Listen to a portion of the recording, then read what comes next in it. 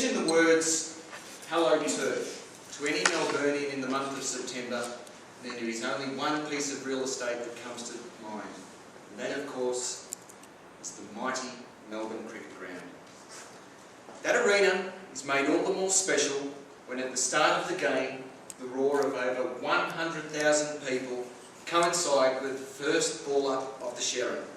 Indeed, this is what I would call a beautiful sound of sport. Just 5 months prior in April, with the same number of people and the same venue, another of this town's great sounds, or should I say silences, occurs. This poignant and reflective silence occurs as the crowd at the Anzac Day game, traditionally between Essendon and Collingwood, remain perfectly silent just before the ball up of the game. These are completely contrasting sounds, but both started me thinking about some of the wonderful sounds of sport. The hushed silence that occurs on the final putt of the final day of the US Masters, to be followed up with the "in the hole" exclamation from the crowd. The roar of the crowd when Michael Jordan slam dunked a match-winning basket while defying gravity are classical examples of great sounds of sport. The collective yell of "ball" as the crowd urges the white maggot to pay a free. The anticipatory hum of the crowd as the bowler runs in for the first ball of the first over on Boxing Days. These are all great and majestic sounds of sport. These are some of the more basic crowd-induced sounds of sport, but some of the most memorable sounds come, of course, from the actual participants. "Don't think, do," were the famous words used by John Kennedy to rally the Hawthorn Football Club of the early 70s. The quick, expert and perfectly timed sound of Roger Federer's shoes on the surface of Rod Laver Arena are matched only by the exquisite sound of shot after shot hitting the sweet spot of his racket.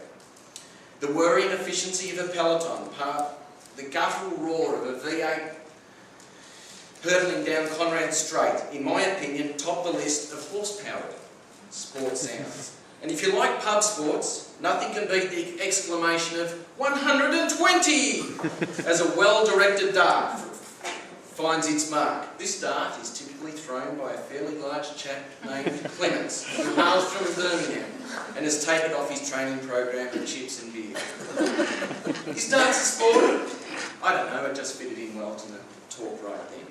The droll, understated utterances of Bart Cummings, the special and delicious observations of Bruce McAvaney, and the patented 2 for 22 from Richie Benno are all towards the top of my sounds on the sporting list. The residents of Albert Park, what I imagine, despise the sounds of sport that they are subjected to every year when the Formula One circus comes to town. And the good folk of Flemington must anticipate the sound of thoroughbreds every first Tuesday in November. Some sports are even named after the sounds made when a ball hits bad. For example, ping pong. Skydiving, I believe, is a sport that takes a great deal of skill and courage. I'm sure that one common sound heard at the National Skydiving Championships would be "ah!" I've touched on the sound of Roger Federer's skills at their best. Of far more concern, however, are the sounds made by some of the female tennis players as they strive for their edge over their opponents. The oohs and ahs are at times embarrassingly concerning to listen to, especially in the company of my young children. Strike, ball, you're out, safe! Welcome, friends, now to the sounds of the great Australian pastime of baseball, all done with a typical US of A gusto and fanaticism. The Olympic splash upon entry off a 10-metre diving board is far more pleasant to the ear than the noise made from an ill-timed bomb like the Frankston pools. And I don't know which I enjoy more about the Winter Olympics, whether it's the sounds of skates gliding effortlessly over the ice or the cowbells being rung by fanatical Austrians during the men's downhill luge. The hoofs are dramatic and startling during men's weightlifting, but demonstrate just how concerned that they are that the weights may fall on their head or their eyes may actually pop out of their skulls. Did you know that octopus is a form of underwater hockey, octopush, I think it's quite fun. It's played by men and women with enormous lung capacity. I just thought I would include that interesting fact. It has absolutely no relevance to sounds in sport because good luck at making a sound 10 metres under the water. But it's an interesting fact anyway, my friends.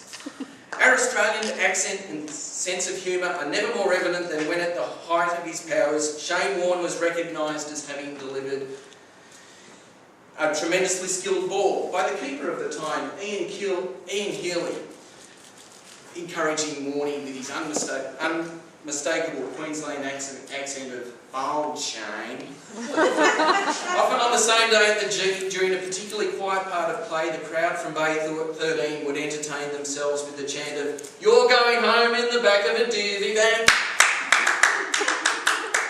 My friends, it's not the most edifying of sporting sounds, but sounds and noises that I'm sure we are all proud to say are uniquely Australian. In conclusion, my friends, I'm a sports nut. I enjoy it on so many levels. The teamwork, the challenge and the skill are just three reasons that come to mind at the moment. However, I believe it is the sounds of sport, whether they come from the participants, the spectators or the commentators, that provide us all with such everlasting memories of fantastic times. Thank you for listening, or in the words of the late and great Teddy Whitten, we stuck it up 'em. Thank you.